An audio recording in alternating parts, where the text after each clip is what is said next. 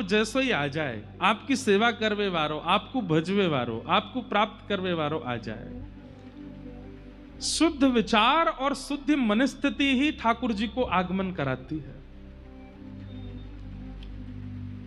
हमारी विचारधाराओं में कहीं ना कहीं, हमारे आचरण में कहीं ना कहीं, हमारे भाव में कहीं किंचित कोई दोष रह जाता है, ठाकुर जी आते आते रुक जाते हैं। आप कहेंगे तो फिर आप ये क्यों कहते हैं कि ठाकुर जी भक्तवत्सल हैं, ठाकुर जी करुणा सिंधु हैं, वो दोष विचार नहीं करते? ठाकुर जी नहीं करते विचार, पर एक बात जो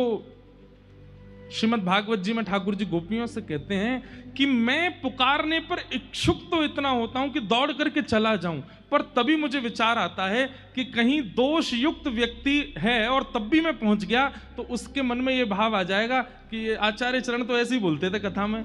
मैं तो खूब दोषी था फिर भी आ गए ठाकुर जी। आचार्यों की वाणी कहीं मिथ्या ना हो जाए और कहीं उसके मन में यह भावना ना आ जाए कि दोष रहे आवे तो भी ठाकुर जी आ ही जाते हैं, और कहीं उसकी प्रेरणा से और लोग भी दोष युक्त ना रह जाएं। समझ रहे हैं ना बात को? इसलिए ठाकुर जी किंचित भाव के दोषों को देख लेते हैं कि कहीं विचार और भावों में तो दोष नहीं है, और विचार और भावों में अन्य अन्य दोष आ भी जाएं तो भी ठाकुर जी आ जाते हैं, पर कहीं मात्सर्य दोष आ जाता है, ईर्ष्या का दोष। एक बात हमारी लिख लीजिएगा कंठीबद्ध होकर के,